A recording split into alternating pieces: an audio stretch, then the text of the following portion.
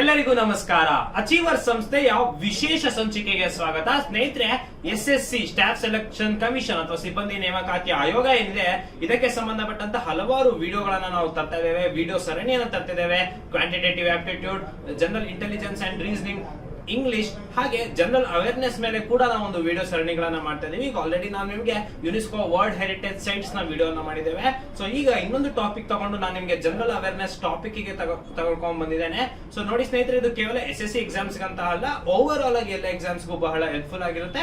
ಹಾಗೆ ಪ್ರಮುಖವಾಗಿ SSC exams ಗೆ ಒಂದು ಹ್ಯಾಂಡಿ ಆಗಿ ಬರುತ್ತೆ.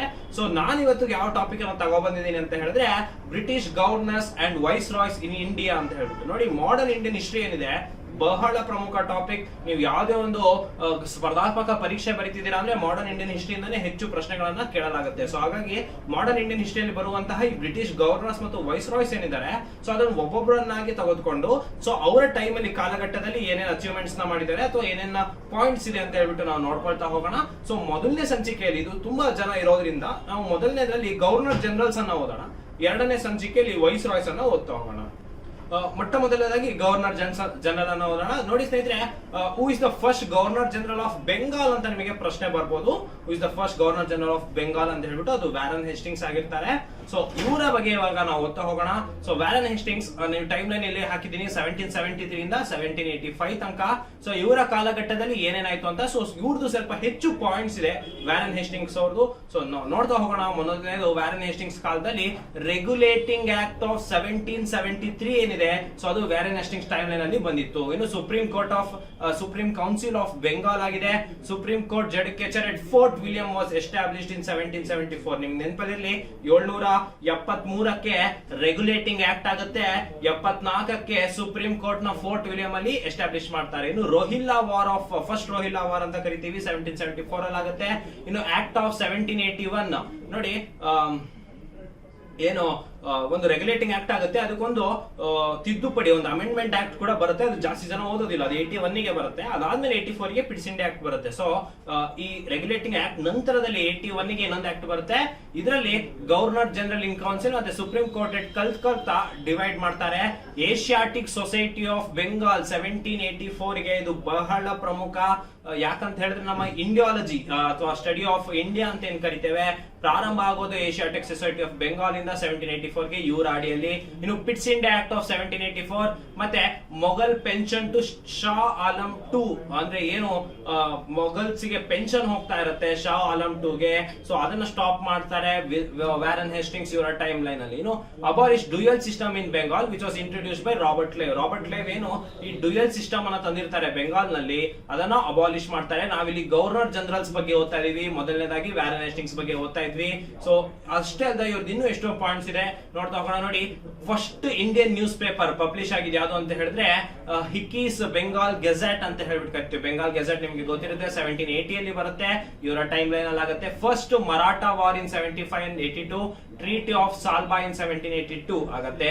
ಸೆಕೆಂಡ್ ಆಂಗ್ಲೋ ಮೈಸೂರ್ ವಾರ್ 1780 ಇಂದ 84 ನಿಮ್ಗೆ ಗೊತ್ತಿರಲಿ, ಹೈದರ್ ಅಲಿ ವರ್ಸಸ್ ನಮ್ಮ ಇಂಗ್ಲಿಷ್ ಇದಾಗುತ್ತೆ. So second Anglo Mysore war 1780 ಇಂದ 84 ತನಕ.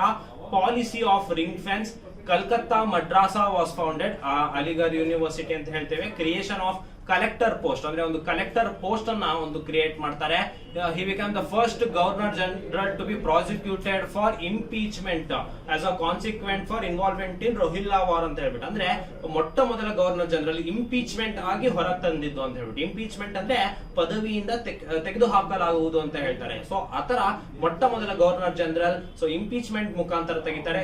ಯಾಕಂದ್ರೆ ಕಾನ್ಸಿಕ್ವೆನ್ಸಸ್ ಆಫ್ ರೋಹಿಲ್ಲಾ ವಾರ್ ಇಂದ ಅಂತ ಹೇಳ್ಬಿಟ್ಟು. ಇನ್ನು English translation of Bhagavadgita by Charles Wilkins ಮತ್ತೆ ಮಹಾರಾಜ ಆಫ್ ಬೆನಾರಸ್ ಮತ್ತೆ which led Hastings subsequent impeachment in England ಅಂತ ಹೇಳ್ಬಿಟ್ಟು. ಭಗವದ್ಗೀತಾನ ಇಂಗ್ಲಿಷ್ ಟ್ರಾನ್ಸ್ಲೇಷನ್ ಕೂಡ ಇವ್ರ ಟೈಮ್ ಲೈನ್ ಅಲ್ಲಿ ಆಗುತ್ತೆ. ಸೊ ನಾವು ಈ ಪಾಯಿಂಟ್ಸ್ ತರ ಏನು ಓದ್ಕೊಂಡು ಹೋಗ್ತಾ ಇದೀವಿ, ಇದೇ ತರ ನಾವು ಎಲ್ಲ ಪ್ರತಿಯೊಬ್ಬರದು ಗವರ್ನರ್ ಜನರಲ್ ಮತ್ತೆ ವೈಸ್ ರಾಯ್ಸ್ ನಾವು ಇವತ್ತಿನ ಸಂಚಿಕೆಯಲ್ಲಿ ನೋಡ್ಕೊಳ್ತಾ ಹೋಗೋಣ. ಸೊ ವ್ಯಾರನ್ ಹೇಸ್ಟಿಂಗ್ಸ್ ಬಗ್ಗೆ ನಿಮ್ಗೆ ಪಾಯಿಂಟ್ಸ್ ನೋಟ್ ಡೌನ್ ಮಾಡ್ಕೊಂಡ್ರಿ ಅಂತ ಅನ್ಕೊಳ್ತೀನಿ. ಇಲ್ಲ ಅಂತ ಹೇಳಿದ್ರೆ ಪಾಸ್ ಮಾಡಿ ನೀವು ಪಾಯಿಂಟ್ಸ್ ಅನ್ನ ನೋಟ್ ಡೌನ್ ಮಾಡ್ಕೊಳ್ಬಹುದು. ಮುಂದಿನ ಗವರ್ನರ್ ಜನರಲ್ ಗೆ ಹೋಗೋಣ. ಗವರ್ನರ್ ಜನರಲ್ ಯಾರು ಅಂತ ಹೇಳಿದ್ರೆ ಲಾರ್ಡ್ ಕಾರ್ನ್ವಾಲಿಸ್. ನೋಡಿ ಸ್ನೇಹಿತರೆ, ಒಂದು ನೀವು ಕನ್ಫ್ಯೂಸ್ ಆಗ್ಬೋದು. ಸೊ ಒಂದು ಹೆಸರಿನವರು 2-3 ಜನ ಇರ್ತಾರೆ. ಸೊ ಆಗ ನೀವು ಗಮನಿಸಬೇಕಾಗತ್ತೆ ಯಾವ ಟೈಮ್ ಲೈನ್ ಅಲ್ಲಿ ಅವ್ರು ಇದ್ರು ಅಂತ ಹೇಳ್ಬಿಟ್ಟು. ಸೊ 1773 ಇಂದ 86 ತನಕ ಏನು ಲಾರ್ಡ್ ವ್ಯಾರನ್ ಹ್ಯಾಸ್ಟಿಂಗ್ಸ್ ನಾವು ಓದಿದೀವಿ. ಈಗ ಲಾರ್ಡ್ ಕಾರ್ನ್ವಾಲಿಸ್ 86 ಇಂದ 93 ತನಕ ಟೈಮ್ ಲೈನ್ ಅಲ್ಲಿ ಇರ್ತಾರೆ. ಸೊ ಇವರು third Anglo Mysore war treaty of Srirangapatnam ಮಾಡ್ತಾರೆ 1792 ಅಲ್ಲಿ. ನೆನಪಲ್ಲಿರ್ಲಿ, ಎರಡನೇ ಆಂಗ್ಲೋ ಮೈಸೂರು ಯುದ್ಧದಲ್ಲಿ ಹೈದರ್ ಅಲಿ ಬೆನ್ನುಪಾಣಿ ಕ್ಯಾನ್ಸರ್ ಇಂದ ತೀರೋಗ್ತಾರೆ.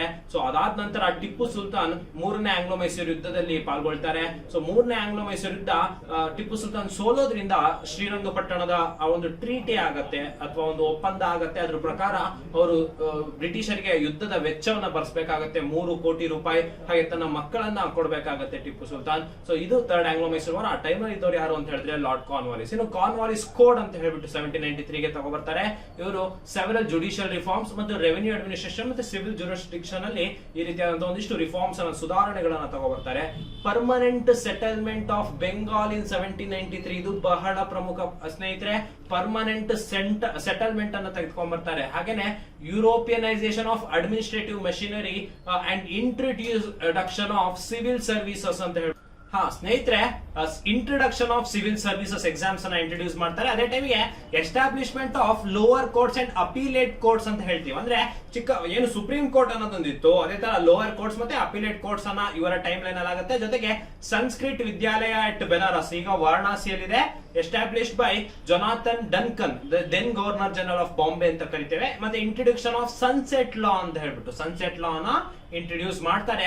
ಇದಿಷ್ಟು ಪಾಯಿಂಟ್ಸ್ ಯಾರ್ದಾಗಿತ್ತು ಅಂದ್ರೆ ಲಾರ್ಡ್ ಕಾರ್ನ್ವಾಲಿಸ್ ಆಗಿತ್ತು. ಸೊ ನೆಕ್ಸ್ಟ್ ಗವರ್ನರ್ ಜನರಲ್ ಆಗಿದ್ದವ್ರು ಯಾರು ಅಂತ ಹೇಳಿದ್ರೆ ಸರ್ ಜಾನ್ ಶೋರ್ ಅಂತ ಹೇಳ್ಬಿಟ್ಟು 1793 ಇಂದ 1798 ವರೆಗೆ ಇವರು ಗವರ್ನರ್ ಜನರಲ್ ಆಗಿರ್ತಾರೆ. ಇವರ ಟೈಮ್ ಅಲ್ಲಿ charter act of 1793, second Rohilla war of 1794, battle of Kharda between Nizam and Marathas, battle of Kharda ಕೂಡ ಆ ಟೈಮ್ ಲೈನ್ ಅಲ್ಲಿ ಸರ್ ಜಾನ್ ಶೋರ್ ಇರ್ತಾರೆ. ಸೊ ನಿಮಗೆ ಪ್ರಶ್ನೆ ಕೇಳಿದ್ರು ಅಂದ್ರೆ ಅಥವಾ ಇದ್ರ ಮೇಲೆ ಪ್ರಶ್ನೆ ಬಂತು ಅಂತ ಹೇಳಿದ್ರೆ ನೀವು ಇದನ್ನ ಸೂಕ್ತವಾಗಿ ಉತ್ತರಿಸಬಹುದು. ನೆಕ್ಸ್ಟ್ ಬರುವಂತಹ ಪ್ರಮುಖ ಗವರ್ನರ್ ಜನರಲ್ ಯಾರು ಅಂದ್ರೆ ಲಾರ್ಡ್ ವೆಲ್ಲೆಸ್ಲಿ ಅಂತ ಹೇಳ್ಬಿಟ್ಟು 1790 ಇಂದ 1805 ವರೆಗೆ. ಇವರ ಟೈಮ್ ಅಲ್ಲಿ ಪ್ರಮುಖವಾಗಿ ಸಬ್ಸಿಡಿಯರಿ ಅಲಯನ್ಸ್, ಸಹಾಯಕ ಸೈನ್ಯ ಪದ್ಧತಿ ಅಂತ ಏನ್ ಕರಿತೇವೆ, ಸೊ ಅದನ್ನ ಇಂಟ್ರೊಡಕ್ಷನ್ ಮಾಡ್ತಾರೆ 1798 ಅಲ್ಲಿ. ಅದ್ರ ಪ್ರಕಾರ ನಿಜಾಮ್ ಆಫ್ ಹೈದರಾಬಾದ್ ಮೊಟ್ಟ ಮೊದಲ ಬಾರಿಗೆ ಸಬ್ಸಿಡಿಯರಿ ಅಲಯನ್ಸ್ ಅನ್ನ ಸೈನ್ ಮಾಡ್ತಾರೆ.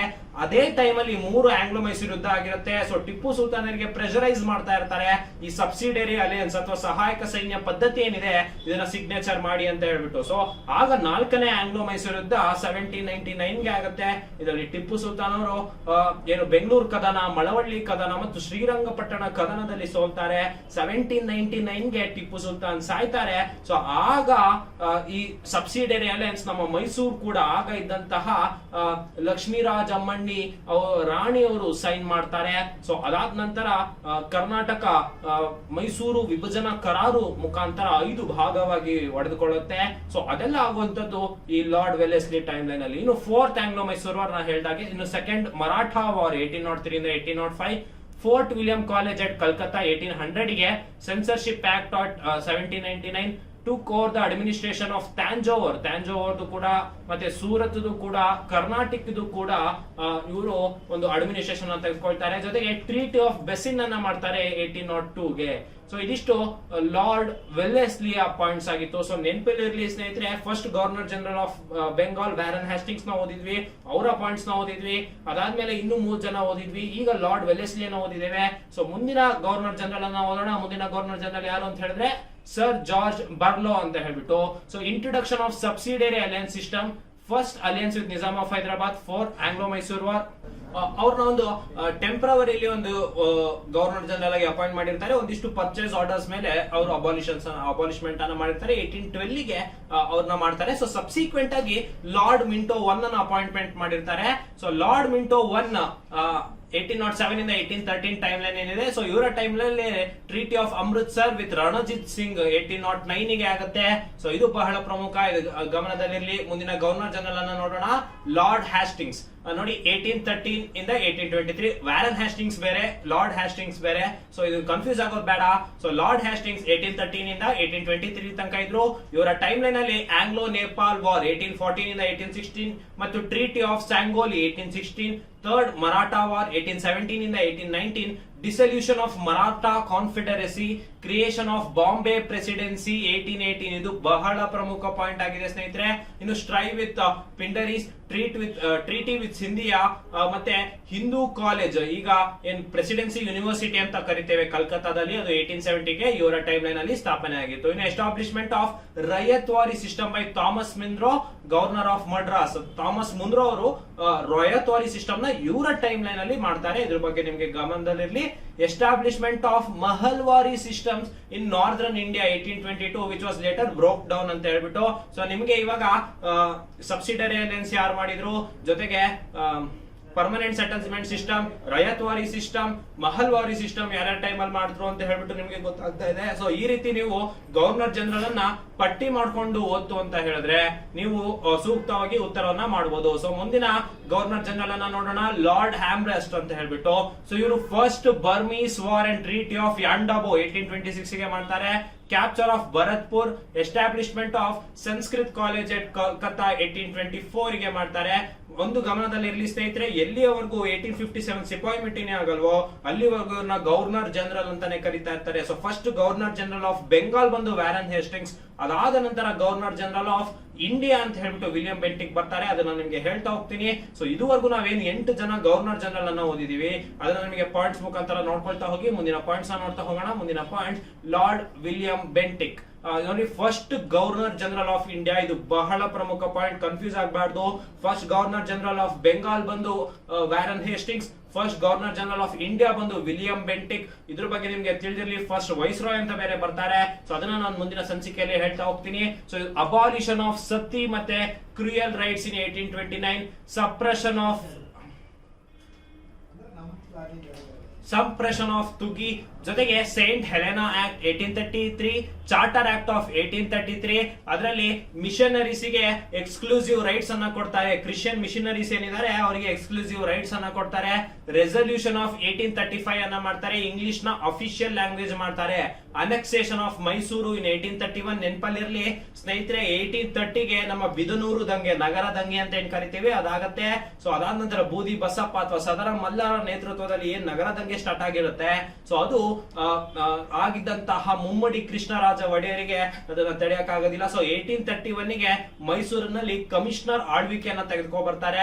ಸೊ 1831 ಇಂದ 1881 ವರೆಗೆ ನಮ್ಮ ಮೈಸೂರಿನಲ್ಲಿ ಕಮಿಷನರ್ ಆಳ್ವಿಕೆ ಒಳಪಟ್ಟಿರುತ್ತೆ. So annexation of Mysore in 1831 lord William Bentinck time ಅಲ್ಲಿ ಆಗಿರುತ್ತೆ. ಇನ್ನು ಸ್ನೇಹಿತರೆ, central church 1834, treaty of perpetual friendship with Ranjit Singh, abolition of provisional court and appeal circuit setup. ಜೊತೆಗೆ ಸ್ನೇಹಿತರೆ, ಅಬಾಲಿಷನ್ ಆಫ್ ಕಾನ್ವಾಲಿಸ್ ಅಂತ ಏನ್ ಮಾಡಿರ್ತಾರೆ, ಸೊ ಅದನ್ನ ಅಬಾಲಿಷ್ಮೆಂಟ್ ಅನ್ನ ಮಾಡ್ತಾರೆ. Appointment of commissioners of revenue by circuit, mahalwari system ನ ರೀಇಂಟ್ರೊಡ್ಯೂಸ್ ಮಾಡ್ತಾರೆ ಸೆಂಟ್ರಲ್ ಇಂಡಿಯಾ, ಪಂಜಾಬ್ ಮತ್ತೆ ವೆಸ್ಟರ್ನ್ ಯುಪಿ ಅಲ್ಲಿ. ಕಾಲ್ ರೆಬೆಲಿಯನ್ ಆಗುತ್ತೆ 1831 ಅಲ್ಲಿ ಇವರ ಟೈಮ್ ಲೈನ್ ಅಲ್ಲಿ. ಸೊ ವಿಲಿಯಂ ಬೆಂಟಿಕ್ ಬಗ್ಗೆ ನಿಮಗೆ ಪಾಯಿಂಟ್ ನೆನಪಿರಲಿ, first governor general of India. So ಈ ಪಾಯಿಂಟ್ಸ್ ನೆಲ್ಲ ನೋಟ್ ಡೌನ್ ಮಾಡ್ಕೊಳ್ಳಿ. ಸೊ ಮುಂದಿನ ಗವರ್ನರ್ ಜನರಲ್ ಅನ್ನ ನೋಡೋಣ, ಲಾರ್ಡ್ ಮೆಟ್ಕ್ಯಾಲ್ಫ್. ಸೊ ಲಾರ್ಡ್ ಮೆಟ್ಕ್ಯಾಲ್ಫ್ ಅವರು ಏನಿದ್ದಾರೆ, ಸೊ ಇವರು press loss removing restriction from press in India, establishment of Calcutta public library 1836. So ಇದನ್ನ ಇವಾಗ ನ್ಯಾಷನಲ್ ಲೈಬ್ರರಿ ಆಫ್ ಇಂಡಿಯಾ ಅಂತ ಕರೆಯಲಾಗುತ್ತೆ. ಸೊ ಇದ್ರ ಬಗ್ಗೆ ತಿಳಿದಿರ್ಲಿ. ನೆಕ್ಸ್ಟ್ ಲಾರ್ಡ್ ಆಕ್ಲ್ಯಾಂಡ್ ಅಂತ ಹೇಳ್ಬಿಟ್ಟು, ಸೊ ಫಸ್ಟ್ ಅಫ್ಘಾನ್ ವಾರ್ ನ ಮಾಡ್ತಾರೆ. ಡೆತ್ ಆಫ್ ರಣಜಿತ್ ಸಿಂಗ್ ಆಗುತ್ತೆ. ಬ್ಯಾಂಕ್ ಆಫ್ ಬಾಂಬೆ ನ ಎಸ್ಟಾಬ್ಲಿಷ್ ಮಾಡ್ತಾರೆ. ಇವಾಗ ಅದನ್ನ ಇಂಪೀರಿಯಲ್ ಬ್ಯಾಂಕ್ ಆಫ್ ಇಂಡಿಯಾ ಅಥವಾ ಸ್ಟೇಟ್ ಬ್ಯಾಂಕ್ ಆಫ್ ಇಂಡಿಯಾ ಅಂತ ಕರೀತಾರೆ. ಇನ್ನು first Bengali daily news paper Sambad Prabhakar ನ 1839ಗೆ ಇವರು ಮಾಡ್ತಾರೆ. ಜೊತೆಗೆ ತತ್ವ ಬೋಧಿನಿ ಸಭಾನ ಫಾರ್ಮ್ ಮಾಡ್ತಾರೆ ದೇವೇಂದ್ರನಾಥ್ ಟ್ಯಾಗೋರ್ 1839 ಅಲ್ಲಿ ಇವರ ಟೈಮ್ ಲೈನ್ ಅಲ್ಲಿ. ಸೊ ನೆನಪಿರ್ಲಿ ಸ್ನೇಹಿತರೆ, ಲಾರ್ಡ್ ಅಕ್ಲಾನ್ ಟೈಮ್ ಅಲ್ಲಿ ಇಷ್ಟೆಲ್ಲ ಆಗಿತ್ತು. ಇನ್ನು ಲಾರ್ಡ್ ಎಲನ್ಬರ್ಗ್ 1842 ಇಂದ 44, annexation of Sindh, war with Gwalior, bank of Madras, ಈಗ ಬ್ಯಾಂಕ್ ಆಫ್ ಇಂಡಿಯಾ, ಈಗ ಸ್ಟೇಟ್ ಬ್ಯಾಂಕ್ ಆಫ್ ಇಂಡಿಯಾ ಆಗಿದೆ. ಇಂಡಿಯನ್ ಸ್ಲೇವರಿ ಆಕ್ಟ್ 1843 ಅನ್ನ ಇವರ ಟೈಮ್ ಅಲ್ಲಿ ಪಾಸ್ ಆಗುತ್ತೆ. ಸೊ ಗಮನದಲ್ಲಿ ಇರಲಿ. ಇನ್ನು ಲಾರ್ಡ್ ಹಾರ್ಡಿಂಗೆ 1 ಅಂತ ಹೇಳ್ಬಿಟ್ಟು, first Anglo Sikh war, treaty of Lahore ಆಗುತ್ತೆ, ಟ್ರೀಟಿ ಆಫ್ ಬೈರ್ವಾಲ್ ಆಗುತ್ತೆ, establishment of Roorkee engineering college, ಈಗ IIT ರೂರ್ಕಿ ಅಂತ ಕರ್ಸ್ಕೊಳ್ಳುತ್ತೆ. Social reforms including abolition of female infanticide ಹಾಗೆ ಹ್ಯೂಮನ್ ಸ್ಯಾಕ್ರಿಫೈಸ್ ಅಂತ ಹೇಳಿ ಸೊ ಸ್ಟಾರ್ಟ್ ಆಗುತ್ತೆ. ಸೊ ಇದ್ರ ಬಗ್ಗೆ ನಿಮ್ಗೆ ತಿಳಿದಿರಲಿ, ಲಾರ್ಡ್ ಹಾರ್ಡಿಂಗೆ ಟೈಮ್ ಅಲ್ಲಿ ಇವೆಲ್ಲ ಆಗ್ತಾ ಹೋಗುತ್ತೆ. ಇನ್ನು ಲಾರ್ಡ್ ಡಾಲ್ ಹೌಸಿ, ಇದು ಕೂಡ ಬಹಳ ಪ್ರಮುಖ governor general, one of the governor general. So second Anglo Sikh war ಮತ್ತೆ annexation of Punjab, second Anglo Burmese war, annexation of lower Burma and Pegu, introduction of doctrine of Lapse and annexation of Satara, Jaitpur, Sambalpur, Udaipur, Jhansi, Nagpur and Awadh. ಸ್ನೇಹಿತರೆ ನೆನಪಲ್ಲಿರಲಿ, doctrine of lapse ಅನ್ನ introduce ಮಾಡ್ತಾರೆ. ಅಂದ್ರೆ ದತ್ತು ಮಕ್ಕಳಿಗೆ ಹಕ್ಕಿಲ್ಲ ಅಂತ ಹೇಳ್ಬಿಟ್ಟು ಡಾಕ್ಟ್ರಿನ್ ಆಫ್ ಲ್ಯಾಬ್ಸ್ ಅನ್ನ ತಗೊಬರ್ತಾರೆ. ಲಾರ್ಡ್ ಡಾಲೌಸಿ ತಗೊಬಂದ್ಬಿಟ್ಟು ಸತಾರಾ, ನಮ್ಮ ಸಂಬಲ್ಪುರ್, ಉದಯ್ಪುರ್, ಝಾನ್ಸಿ, ನಾಗ್ಪುರ್, ಅವಧ್ ಇವನ್ನೆಲ್ಲದನ್ನ ಅನೆಕ್ಸೇಷನ್ ಮಾಡ್ತಾರೆ. ಸೊ ಜೊತೆಗೆ 1854 ಅಲ್ಲಿ ಆಂಗ್ಲೋ ವರ್ನಾಕ್ಯುಲರ್ ಸ್ಕೂಲ್ಸ್ ನ ಗವರ್ಮೆಂಟ್ ಕಾಲೇಜಸ್ ನ ಓಪನ್ ಮಾಡ್ತಾರೆ. Railway minute in 1853, first railway line connecting Bombay and Thane in 1853 ಗೆ ಮಾಡ್ತಾರೆ. ಟೆಲಿಗ್ರಾಫ್ ಲೈನ್ಸ್ ನ 4000 ಮೈಲಿ ಉದ್ದದ ಟೆಲಿಗ್ರಾಫ್ ಲೈನ್ಸ್ ಅನ್ನ ಹಾಕಿಸ್ತಾರೆ. ಗ್ಯಾನ್ಜಸ್ ಕೆನಾಲ್ ಡಿಕ್ಲೇರ್ಡ್ ಓಪನ್ ಮಾಡ್ತಾರೆ. Widow remarriage act, charter act of 1853, Bethune collegiate school at 1849 established by ಜಡ್ ಬೆಥ್ಯೂನ್, ಸೆಂಥಾಲ್ ರೆಬೆಲಿಯನ್ ಮತ್ತೆ religious disabilities act 1856 ಗೆ ಮಾಡ್ತಾರೆ. ಇನ್ನು ಸ್ನೇಹಿತರೆ, ಸೊ ನಾವೇನು ಈಗ 14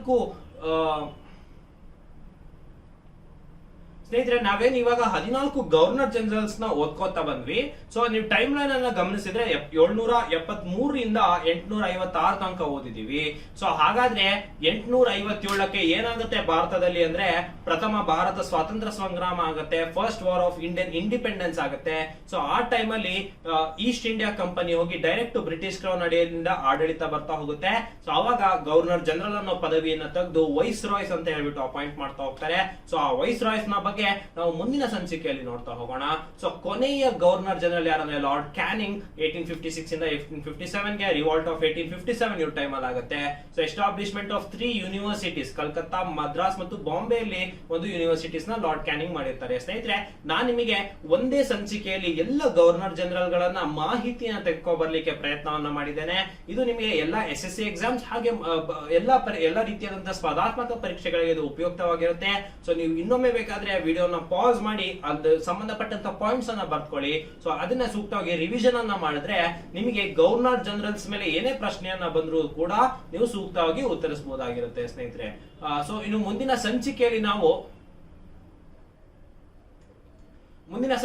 ವೈಸ್ ರಾಯ್ಸ್ ಬಗ್ಗೆ ಇದೇ ತರ ಡಿಸ್ಕಸ್ ಮಾಡ್ತಾ ಹೋಗೋಣ. ಈಗ ಆಲ್ರೆಡಿ ಏನು GKದು ನಾವು ಯುನೆಸ್ಕೋ ವರ್ಲ್ಡ್ ಹೆರಿಟೇಜ್ ಸೈಟ್ಸ್ ಅನ್ನ ಡಿಸ್ಕಸ್ ಮಾಡಿದ್ದೇವೆ, ಗವರ್ನರ್ ಜನರಲ್ಸ್ ಅನ್ನ ಡಿಸ್ಕಸ್ ಮಾಡಿದ್ದೇವೆ. ಇದೇ ರೀತಿ ನಾವು SSC ಗೆ ಜನರಲ್ ಅವೇರ್ನೆಸ್ ಟಾಪಿಕ್ಸ್ ನ ಡಿಸ್ಕಸ್ ಮಾಡ್ಕೊಳ್ತಾ ಹೋಗೋಣ. ನೋಡಿ, ಅಚೀವರ್ಸ್ ಕೋಚಿಂಗ್ ಸೆಂಟರ್ ಏನಿದೆ, ಸೊ ಇದು ಎಲ್ಲಾ ತರ ಕೋರ್ಸಸ್ ನ ನಾವು ಇಲ್ಲಿ ನೀಡ್ತಾ ಇದ್ದೇವೆ. ಬ್ಯಾಂಕಿಂಗ್ ಆಗಿರ್ಬೋದು, SSC ಆಗಿರ್ಬೋದು, PGCET, diploma CET, Karnataka CET NEET, KS, PSI, PC, group C, PDO, ಈ ತರ ವಿವಿಧ ಸ್ಪರ್ಧಾತ್ಮಕ ಪರೀಕ್ಷೆಗಳಲ್ಲಿ ನಮ್ಮಲ್ಲಿ ಪ್ರತ್ಯೇಕ ಬ್ಯಾಚ್ ಗಳು ಲಭ್ಯ ಇರುತ್ತೆ.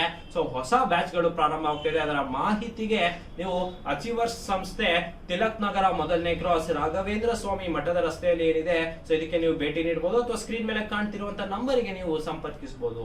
ಇನ್ನು ಸ್ನೇಹಿತರೆ, ದೈನಂದಿನ ಕರೆಂಟ್ ಅಫೇರ್ಸ್ ನಿಮಗೆ ಬಹಳ ಪ್ರಮುಖವಾಗಿರುತ್ತೆ. ಸೊ ಯಾವುದೇ ಒಂದು ಎಕ್ಸಾಮ್ಸ್ ಬರೀತಿದ್ದೀರಾ ಅಂದ್ರೆ ಕರೆಂಟ್ ಅಫೇರ್ಸ್ ಒಂದು 5ರಿಂದ 7 ಪ್ರಶ್ನೆಗೆ ನಿಮಗೆ ಬರುತ್ತೆ. ಸೊ ದೈನಂದಿನವಾಗಿ ನಿಮಗೆ ಕರೆಂಟ್ ಅಫೇರ್ಸ್ ಬೇಕಿದ್ದಲ್ಲಿ ಅಚೀವರ್ಸ್ ಅಕಾಡೆಮಿಯ ವೆಬ್ಸೈಟ್ ಗೆ ನೀವು ಭೇಟಿ ನೀಡಿದ್ರೆ ಈ ರೀತಿ ನೋಡಿ, ನೀತಿ ಆಯೋಗದ ನೂತನ CEO ಆಗಿ ಇತ್ತೀಚೆಗೆ ಅಪಾಯಿಂಟ್ಮೆಂಟ್ ಆಗಿದ್ದಾರೆ, ಅದರ ಬಗ್ಗೆ ಮಾಹಿತಿಯನ್ನು ಕೊಟ್ಟಿದ್ದಾರೆ. ಈ ರೀತಿ ದೈನಂದಿನವಾಗಿ ಕರೆಂಟ್ ಅಫೇರ್ಸ್ ನಿಮಗೆ ನೀಡ್ತಾ ಹೋಗ್ತೇವೆ. ಇನ್ನು ಮಾಸಿಕವಾಗಿ ಬೇಕಿದ್ರಲ್ಲಿ ನಮ್ಮ ಸ್ಪರ್ಧಾ ಅಶ್ವಮೇಧ ಮಾಸಪತ್ರಿಕೆಯನ್ನ ನೀವು ಡೌನ್ಲೋಡ್ ಮಾಡ್ಕೋಬಹುದು, ಅದು ಕೂಡ ನಮ್ಮ ವೆಬ್ಸೈಟ್ ಅಲ್ಲಿ ಲಭ್ಯ ಇದೆ.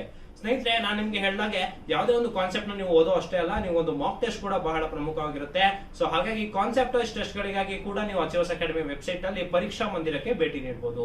ಸ್ನೇಹಿತರೆ, ಹೊಸ ಬ್ಯಾಚ್ ಗಳು ಪ್ರಾರಂಭ ಆಗ್ತಾ ಇದೆ, ಅದರ ಮಾಹಿತಿಗೆ ನೀವು ನಮ್ಮ ಆಫೀಸ್ಗೆ ಭೇಟಿ ನೀಡಬಹುದು ಅಥವಾ ಸ್ಕ್ರೀನ್ ಮೇಲೆ ಕಾಣ್ತಿರುವಂತಹ ನಂಬರಿಗೆ ಸಂಪರ್ಕಿಸಬಹುದು. ಸ್ನೇಹಿತರೆ, SSC ಮತ್ತು ವಿವಿಧ SSC ಎಕ್ಸಾಮ್ಸ್ ಗಳಿಗೆ ಒಂದು ಅವೇರ್ನೆಸ್ ರೀತಿ 5 ದಿನಗಳ 26ನೇ ತಾರೀಕಿಂದ 5 ದಿನಗಳ ಉಚಿತ ವರ್ಕ್ಶಾಪ್ ನ ನಮ್ಮ ಸಂಸ್ಥೆಯಲ್ಲಿ ಹಮ್ಮಿಕೊಳ್ಳಲಾಗಿದೆ. ಸೊ ಅದಕ್ಕೆ ಸೂಕ್ತವಾದಂತವರು ಅಥವಾ ಅಭ್ಯರ್ಥಿಗಳು, ಸ್ಪರ್ಧಾರ್ಥಿಗಳು ಅದನ್ನ ಉಚಿತವಾಗಿ ಬಂದು ಅದರ ಒಂದು ಏನು ಉದ್ದೇಶ ಇದೆ ಸೊ ಅದನ್ನ ಪರಿಪೂರ್ಣಗೊಳಿಸ್ಕೋಬಹುದು. ಸೊ ಎಕ್ಸಾಮ್ಸ್ ಬಗ್ಗೆ ನಿಮಗೆ ಮಾಹಿತಿ ಇರಲಿ, ಯಾವ ತರ ಸ್ಟ್ರಾಟಜೀಸ್ ಮಾಡಬೇಕು, ಸಿಲೆಬಸ್ ಏನಿರುತ್ತೆ, ಯಾವ ತರ ಓದ್ಕೋಬಹುದು. ಯಾಕಂದ್ರೆ ಸ್ನೇಹಿತರೆ, ಯಾವುದೇ ಒಂದು ಸೆಂಟ್ರಲ್ ಗವರ್ಮೆಂಟ್ ಅಥವಾ SSC ಎಕ್ಸಾಮ್ಸ್ ಇದೆ ಅಂತ ಹೇಳಿದ್ರೆ ಅದಕ್ಕೆ ಆದಂತಹ ಒಂದು ರೀತಿ ಇರುತ್ತೆ. ಸೊ ಅದನ್ನ ನೀವು ಕಲ್ತ್ಕೋಬೇಕಾಗತ್ತೆ. ಸ್ನೇಹಿತರೆ, ಇದೇ ರೀತಿಯಾದಂತಹ ಕಂಟೆಂಟ್ ಗೆ ನಮ್ಮ ಅಚೀವರ್ಸ್ ಅಕಾಡೆಮಿ ಯೂಟ್ಯೂಬ್ ಚಾನಲ್ ಅನ್ನ ಫಾಲೋ ಮಾಡ್ತಾ ಇರಿ. ಧನ್ಯವಾದಗಳು.